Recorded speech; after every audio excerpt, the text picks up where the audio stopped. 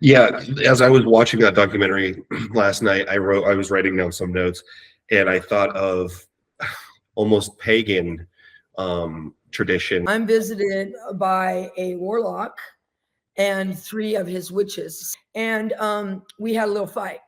And they were trying to kill me. This is happening in the spirit, by the way, if anyone's wondering. People within the independent charismatic and NAR world will note some of the similarities to what they're doing with witchcraft and with certain pagan practices, right? Because they see themselves as being the mirror opposite of that, the force that's counteracting that. And so they would see themselves as doing the Christian version of what some of these pagan or occult practices are, right? They are countering those. So they would say that those occult practices are what give these territorial spirits power, right? Those pagan practices or even other religions are empowering these territorial spirits through these occult practices. They would also say that abortion empowers territorial spirits through child sacrifice, right? And that then what they are doing is they are taking a set of what they would claim are Holy Spirit practices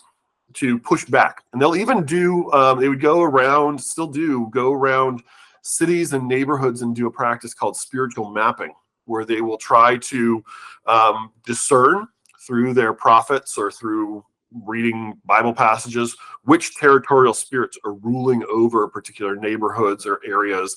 And then they develop strategies. That's why he calls it strategic level spiritual warfare. You're trying to develop strategies for displacing those spirits. And they have a whole arsenal of spiritual weapons that they believe they possess, like shofars, right? That if you sound the shofar, it has a particular effect in spiritual warfare.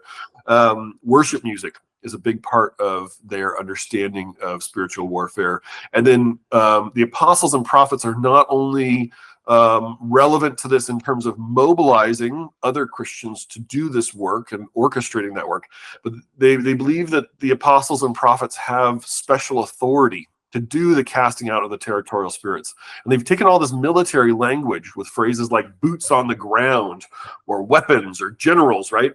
We have to get together and we have to take a wartime leadership stance. A wartime leadership stance where we say we're going to take back ground. There's no longer time to just say we need to fill our buildings. We need to bring as many people in as we can so that we can all just then we can gloat over how many people we have. This is so cool. We have to come together. We have to take land. And you don't take land with part-time warriors.